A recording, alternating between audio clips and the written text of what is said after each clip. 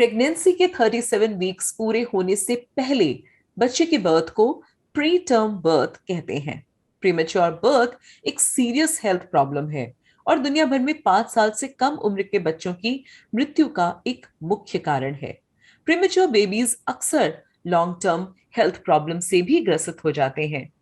दुनिया भर में हर साल 10 में से एक बच्चा समय से पहले पैदा होता है, जिसके परिणाम स्वरूप हर साल अनुमानित 15 मिलियन बच्चे समय से पहले जन्मे होते हैं। 184 देशों में समय से पहले जन्मे बच्चों की दर 5 से 18% है। 2010 के डेटा के हिसाब से इंडिया में हर साल 27 मिलियन बच्चे पैदा होते हैं, जिनमें से 3.5 मिलियन बच्चे प्रीमेच्योर होते हैं और तकरीबन 3 लाख बच्चे हर साल की प्रीमेच्योरिटी की कॉम्प्लिकेशंस के कारण अपनी जान गंवा देते हैं। इस सीरियस हेल्थ इशू के बारे में जागरूकता फैलाने के उद्देश्य से हर साल 17 नवंबर को वर्ल्ड प्रीमेच्योरिटी डे मनाया जाता है। इस दिन प्रीमेच्योर नवजात शिशु की देखभाल के महत्व को उजागर करने की कोशिश के लिए जगह जगह इवेंट्स और वेबिनार्स ऑर्गेनाइज किए जाते हैं, ताकि लोगों में इसके प्रति जागरूकता बढ़ाई जा सके। मेरी सर्कल में हम वर्ल्ड प्रीमेच्योरिटी डे सीरीज का आयोजन कर रहे हैं, wherein we will be featuring experts in this field to understand and create more awareness about premature birth. Hello नमस्कार, मैं हूं अपराजिता मेहरा और आज इस पहल में हम बात करने जा रहे हैं डॉक्टर श्वेता शाह से। डॉक्टर श्वेता शाह मुंबई के बेस्ट गायनेकोलॉजिस्ट और ऑब्स्टेट्रिशियन स्पेशलिस्ट में से एक हैं। डॉक्टर श्वेता शाह केजी समाया medical college, super speciality hospital, SRV hospital, वरदान हॉस्पिटल में भी काम कर चुकी हैं। आप प्रेजेंटली क्लाउड9 हॉस्पिटल में कार्यरत हैं, जहां आप अपने पेशेंट्स की लो कॉस्ट लेप्रोस्कोपिक सर्जरीज भी करती हैं। She has treated numerous women patients with infertility, gynecological issues, and menopausal issues with great success. She has been awarded the first prize in the category of surgical video presentation on laparoscopic management of ureteric endometriosis at International E-Conference organized by FOGSI and SEUD, Society of Endometriosis and Uterine Disorders, March 2021. She has also been awarded N.A. Purandare Prize for Best Paper Presentation on Cancer Care in Peripheral Hospitals, organized by Mumbai Obstetrics and Gynecology Society 2015. Welcome to Mary Circle. Doctor Shweta Shah, आपका स्वागत करते हैं हम। नमस्ते। कैसी है ma'am? मैं एकदम बढ़िया, आप कैसे हैं? मैं भी बहुत अच्छी हूँ और आपको देखकर और भी खुश हो गई हूँ कि आज इस गंभीर विषय पे लेकिन आप बहुत ही हंसमुख डॉक्टर हमारे साथ जुड़ी हैं, तो आई एम श्योर हमारे ऑडियंस को आज जो जानकारी मिलने वाली है वो बहुत काम की होगी। Thank you for joining again.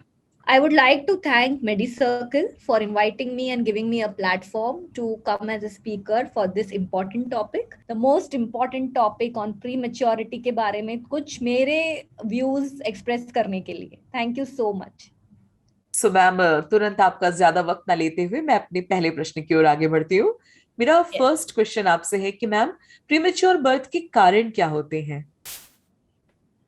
The causes of prematurity, as हमारे medical language में कहा जाता है कि any kind of infection in the pregnancy, मतलब अगर गर्भवती औरत में कोई भी इन्फेक्शन, चाहे वो माइनर हो चाहे वो मेजर हो, if it is ignored or if it is left untreated, can precipitate or can trigger into a premature birth.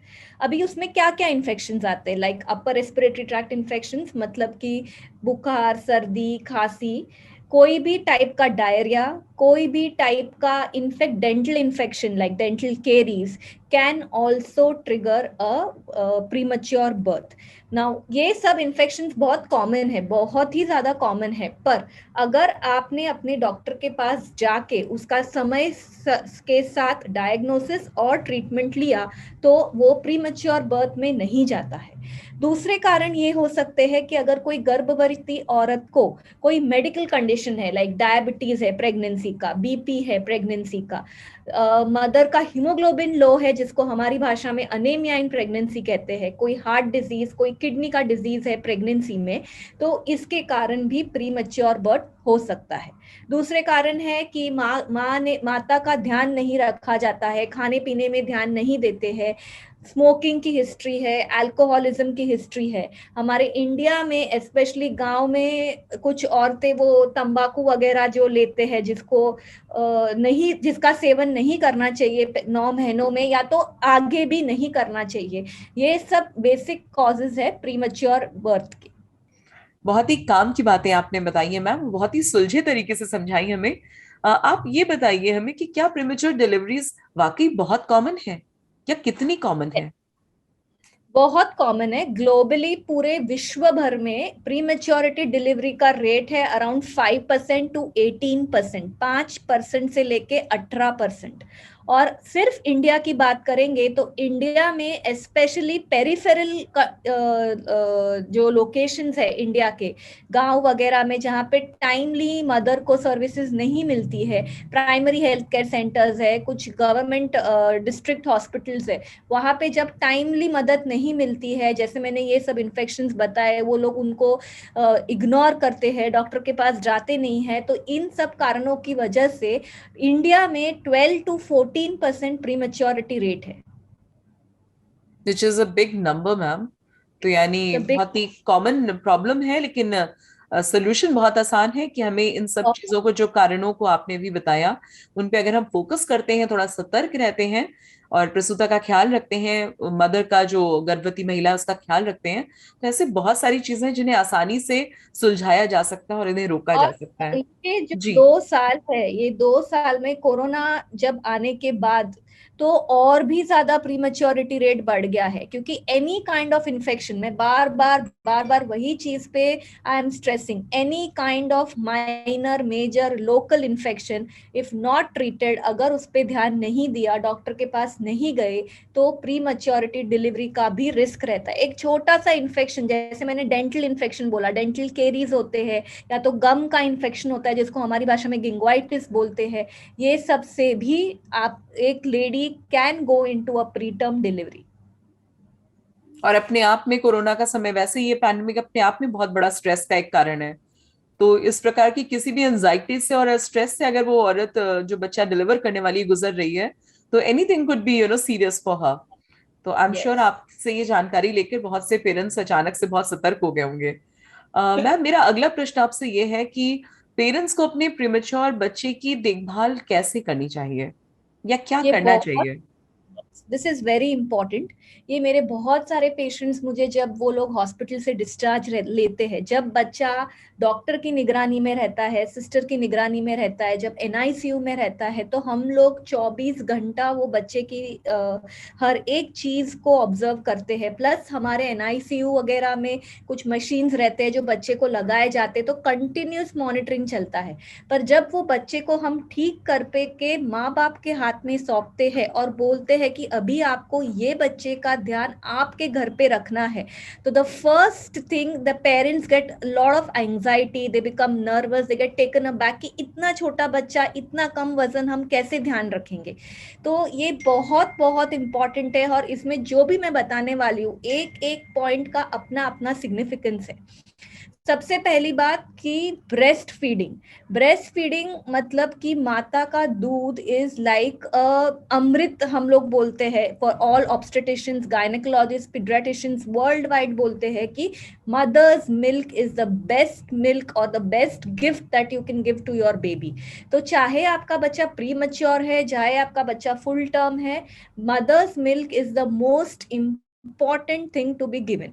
अभी जो बच्चे प्री मैच्योर रहते हैं उनमें तो ज्यादा है कि ज्यादा मदर का मिल्क मिलना चाहिए, क्योंकि उसमें जो कुछ फैक्टर्स है जिससे बच्चे की इम्यूनिटी बढ़ती है, जिससे बच्चे को आगे इन्फेक्शन होने का रिस्क कम रहता है, बच्चे के न्यूरो डेवलपमेंट मतलब ब्रेन के डेवलपमेंट में भी, आईक्यू डेवलपमेंट में भी, बच्चे को आगे जाके ओबेसिटी, मोटापा, जो बचपन का मोटापा है, आगे चल के अस्थमा, डायबिटीज, ये सभी चीजों से वो प्रिवेंट करता है। इसलिए बच्चे को माँ का दूध मिलना बहुत बहुत बहुत जरूरी है और ये बच्चे का हक है, ठीक है। तो अगर आप जो जो बच्चे कम वजन के या कम जेस्टेशन एज के रहते हैं, उनको कभी कभी लैचिंग मतलब कि माता की छाती पे निप्पल पे अटैच होने में नहीं तकलीफ होती है जी, उतना उतना अच्छे केपेबल से होते सीखा हैं, नहीं होता तो है फिर जी। ऐसे बच्चों में क्या करना चाहिए? क्योंकि वो प्री मैच्योर है तो उनके जो सारे रिफ्लेक्सेस रहते हैं वो स्लो होते हैं एज कम्पेयर टू नॉर्मल बच्चा, उनको वो सब डेवलप करने को टाइम लगता है। तो फिर वैसे केसेस में क्या कर सकते हैं, माताएं अपना ब्रेस्ट मिल्क पंप से या अपने हाथ से निकाल के एक क्लीन वाटी स्पून से, जिसको हमारी भाषा में पलाडे फीड्स बोलते हैं, उससे दे सकते हैं, या तो आप बॉटल में डाल के भी दे सकते हैं, पर दूध आपका ही जाना चाहिए। ये मेरा मेन निष्कर्ष है, ये बार बार यही चीज पे मैं इंपॉर्टेंस दे रही हूँ। कोई भी तरीके से, ये दोनों तरीके में से आप अपने बच्चे को अपना दूध से वंचित मत करिएगा, फर्स्ट ऑफ ऑल। दूसरी चीज है कि एक स्किन टू स्किन कांटेक्ट रहता है। ये जो बच्चे रहते हैं उनमें ब्रेन में कुछ इश्यू होने के कारण जो नॉर्मल रूम का टेम्परेचर रहता है उससे उनको एडजस्ट होने में भी टाइम लगता है, क्योंकि वो छोटे हैं, उनका वजन कम है, उनका डेवलपमेंट थोड़ा स्लो चल रहा है। तो इसलिए हमारे डॉक्टर्स और पीडियाट्रिशियंस वर्ल्ड वाइड ये बोलते हैं कि ऐसे बच्चों को स्किन टू स्किन कांटेक्ट, मतलब कि कैंगेरू मदर केयर जिसको हम बोलते हैं, दो जी उसमें मदर का नाम आता है, हाँ पर हाँ ये care skin to skin contact है। ये कोई भी केयर गिवर या फादर या कोई भी क्लोज रिलेटिव प्रोवाइड कर सकता है बच्चे को। जी इसमें भी अपने फायदे हैं कि स्किन टू स्किन कांटेक्ट के कारण जो गर्मावट रहती है वो बच्चे को मिलती है, इसलिए वो लोग बार बार ठंडे नहीं पड़ते हैं। दूसरी बात, बॉन्डिंग अच्छा होता है मदर या बेबी, फादर या बेबी में जो इमोशनल बॉन्डिंग, जैसे 9 मंथ्स में बच्चा मदर के पेट में रहता है तो वो दोनों के बीच जो बॉन्डिंग होती है, वैसा वाला फीलिंग वो बच्चे को आता है अगर वो मदर ने किया तो। पर because of some other issues, क्योंकि मदर भी बहुत थक जाती है बेबी होने के बाद, कंटिन्यूअस ब्रेस्ट फीडिंग, ये अपना कुछ हीलिंग चालू रहता है, सीजेरियन हुआ रहता है तो स्टिचेस का पेन, ये तो वो छोड़ के अगर फादर ने भी किया तो it is going to be beneficial to the baby in either ways. इससे हमारे लिटरेचर में, हमारे बुक्स में ऐसा कहा जाता है कि सिर्फ ये स्किन टू स्किन कांटेक्ट से बच्चे का न्यूरो डेवलपमेंट भी बहुत अच्छा होता है। तीसरी राइट चीज कि बेबी का जो स्लीपिंग रिक्वायरमेंट्स है, जो सोने की रिक्वायरमेंट्स है, ये जो बच्चे छोटे रहते हैं उनकी स्लीपिंग रिक्वायरमेंट ज्यादा रहती है। क्यों ज्यादा रहती है? क्योंकि वो ज्यादा अपनी एनर्जी स्पेंड नहीं कर सकते, क्योंकि वो छोटे हैं, इसलिए उनको ज्यादातर टाइम सोने में ही देना चाहिए। और जब वो बच्चे सोते रहते हैं तब हमारे साइड से एज अडल्ट मिनिमम डिस्टर्बेंस होना चाहिए, मिनिमम हैंडलिंग होना चाहिए बच्चों का। ये एक बहुत ही जरूरी पॉइंट है। मतलब कि जैसा एटमॉस्फेयर मदर के वूम्ब में मिलता है बच्चे को, वैसा सेम टू सेम बिल्कुल एटमॉस्फेयर हम लोग को बच्चा डिस्चार्ज होने पर क्रिएट करना पड़ता है।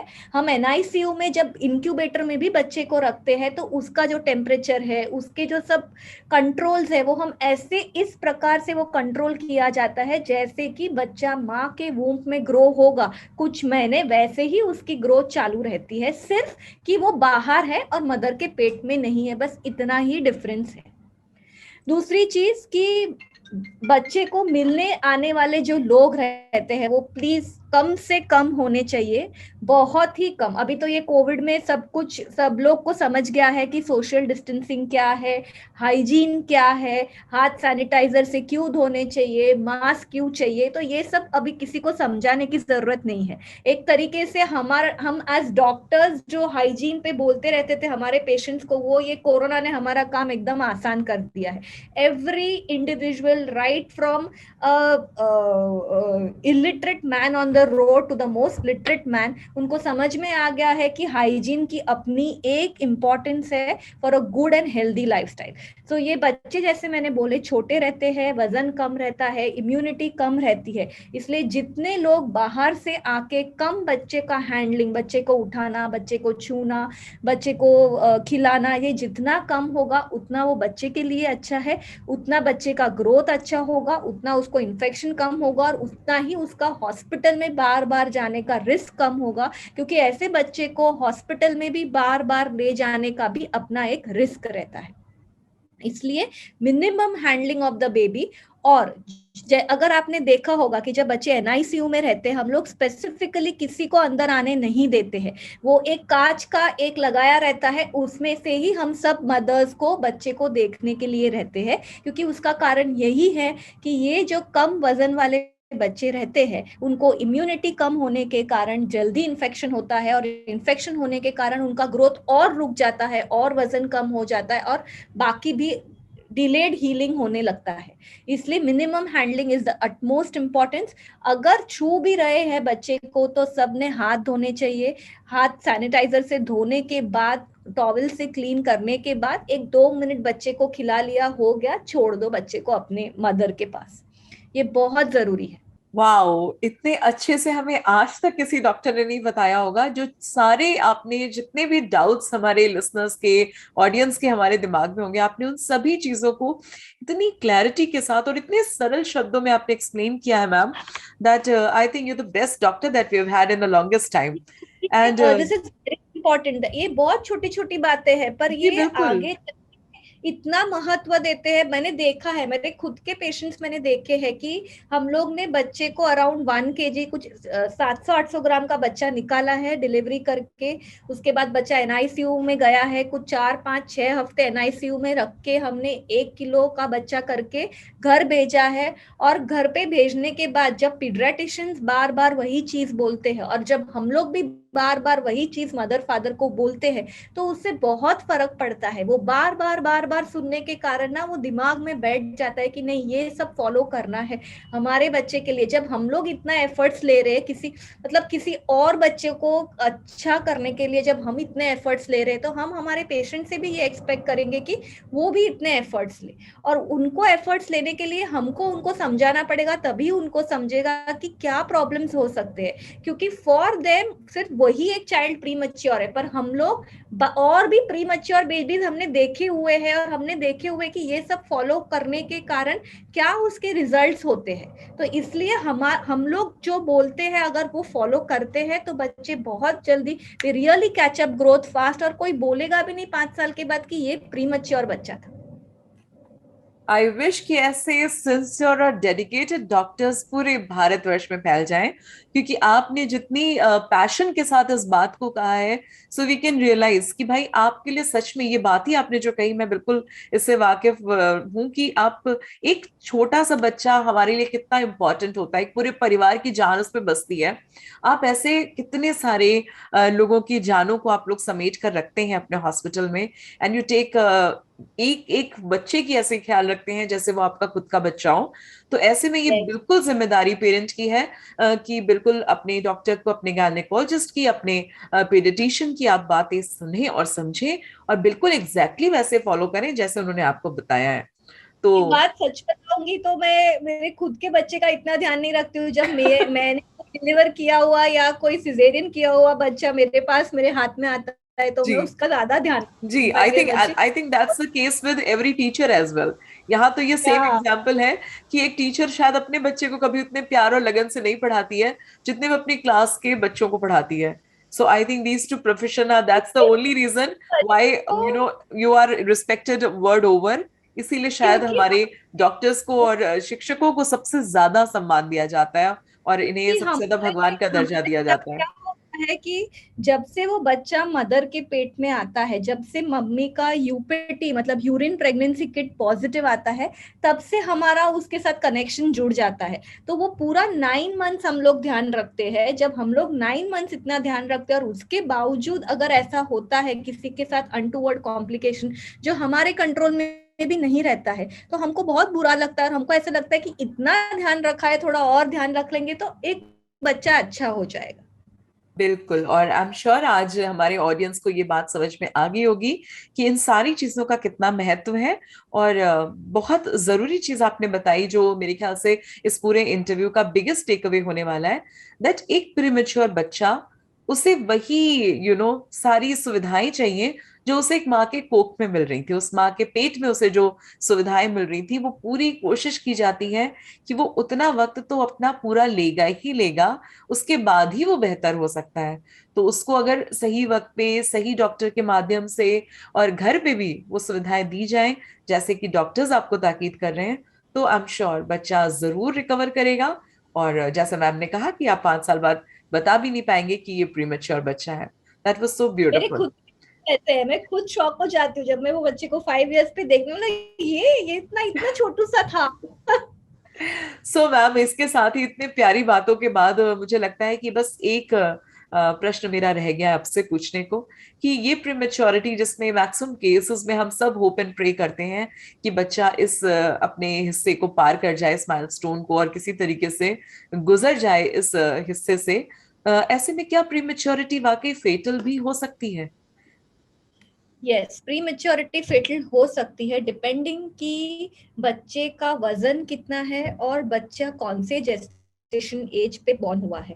मतलब pre maturity less than 37 weeks, पर वो लेस देन 37 वीक्स को भी हम लोग 3 हिस्से में डिवाइड करते हैं कि 28 to 32 वीक्स में बॉर्न होने वाला है, 32 to 34 वीक्स में बॉर्न होने वाला है, कि 34 to 37 वीक्स में। जो भी बच्चे 34 to 37 वीक्स में बॉर्न होते हैं वो लोग यूजुअली अच्छा करते हैं, उनको एनआईसीयू वगैरह का भी सपोर्ट नहीं लगता है, लगा तो 1 आध 2 दिन के लिए, और उनका वजन भी अच्छा रहता है, अराउंड 1.5 to 2.5 तक रहता है। जो बच्चे 34 वीक से लेके 31 वीक्स में जो होते हैं, उनका थोड़ा सा ज्यादा ध्यान रखना पड़ता है, उनको ज्यादा एनआईसीयू केयर लग सकता है, ज्यादा दिन एनआईसीयू में ले सकते हैं, उनका जो वजन है वो बढ़ने को टाइम लग सकता है। सबसे ज्यादा fetal less than 28 to 32 weeks वाले रहते हैं। तो इसका तात्पर्य ये हुआ कि जितना कम वजन और जितना कम जेस्टेशनल एज है, उतना ज्यादा रिस्क है फेटल कॉम्प्लिकेशंस का और long term complications including death of the baby in the NICU. पर दूसरा, if you see the other side of the coin, कि अभी बिकॉज पहले, जब बहुत पहले की बात करेंगे तो ऐसा एनआईसीयू वगैरह कुछ एग्जिस्ट भी नहीं करता था, गर्भवती माताओं को इतना केयर वगैरह मिलता नहीं था, घर पे ही डिलीवरियां हो जाती थी। पर अभी because of the improved care during pregnancy, improved sonography techniques, हम लोग बार बार सोनोग्राफी करते हैं, सब हाई एंड मशीन अवेलेबल है कि बच्चे का पूरा बच्चा दिखता है, जिसको हमारी भाषा में 3D 4D सोनोग्राफी बोलते हैं। फिर NICU techniques have been amazingly developed, मतलब कि मैंने आपको बताया कि जैसा वातावरण मदर के कोख में है, वैसा सेम टू सेम वातावरण हम लोग आर्टिफिशियली एनआईसीयू में बनाते हैं, जिससे कि बच्चे का ग्रोथ अच्छा हो, बच्चे को अभी भी ऐसा ही लगे कि मैं माँ की कोख में हूँ, तो वो जल्दी ग्रोथ कैचअप कर लेगा। तो ये सब टेक्निक्स और ये सब चीजें आने के बाद अभी काफी ज्यादा फेटालिटी रेट कम हो चुकी है, but we still cannot deny the fact that it can be fatal, especially if the gestational age is between 28 to 32 weeks. Fantastic. I think बहुत ही ज्यादा क्लैरिटी आज ना सिर्फ मेरे दिमाग में बल्कि हमारे सभी देखने वालों के दिमाग में भी आ गई है इस विषय से संबंधित। और उसके लिए मैं आपको धन्यवाद देना चाहती हूँ doctor. You have been immensely informative, और आपने बहुत ही आसानी के साथ इतने बड़े विषय को समेटा है इस हमारे छोटे से इंटरव्यू के टाइम में। उसके लिए बेहद धन्यवाद देना चाहती हूँ मैं आपको। साथ ही आप बता रही थी कि आपने इन सारे प्रश्नों के उत्तर के लिए आपने अपने साथी डॉक्टर सुमित कर्ण का भी आपने सहारा सहयोग लिया था, जो कि पीडियाट्रिशियन है और खुद भी दिल्ली में प्रैक्टिस करते हैं। जी। तो हम बिल्कुल आपकी तरफ से हम I मतलब हमारे। छोटा जी। सा 2 मिनट दूंगी। I would just like to thank him. He is a practicing pediatrician and neonatologist in Rainbow chain of hospitals, which is known as Rosewalk Hospital in Noida, in Delhi. I would just like to thank him for giving his beautiful inputs, because ये जो topic है pre maturity, उसमें gynaec obstetrician के साथ paediatrician का बहुत ही महत्वपूर्ण role रहता है, और ये दोनों साथ मिलके जो बच्चे को ठीक कर सकते हैं वो सबसे बेस्ट रहता है। इसलिए आपके इंटरव्यू के लिए मैंने थोड़ा समय निकाल के उनसे मैंने उनका थोड़ा सा उनके क्या व्यूज है ऑन प्री मैच्योरिटी, वो मैंने उनसे भी लेने की ट्राई किया, और आप लोगों को जितना ज्यादा इंफॉर्मेशन दे सकूं वो देने का प्रयत्न किया। और मैम मुझे लगता है कि इन सभी प्रयत्नों का बहुत ज्यादा फायदा हुआ है हम सभी को। मैं पूरी मेडी सर्कल की टीम की ओर से आपको धन्यवाद देना चाहती हूँ कि आप आज हमारे संग इस डॉक्टर स्पीक में जुड़ी, हमें इतनी सारी आपने काम की बातें बताई। Thank you so much. आपने अपना अमूल्य समय तो दिया ही, साथ ही इतनी इंसाइट जो आपने दी है आज इस विषय पर, उसके लिए बहुत बहुत धन्यवाद। धन्यवाद once again. Thank you so Thank you much. so much. It was a very good interactive session. I really enjoyed and looking forward for further more. Thank you. Thank you so much doctor, thank you.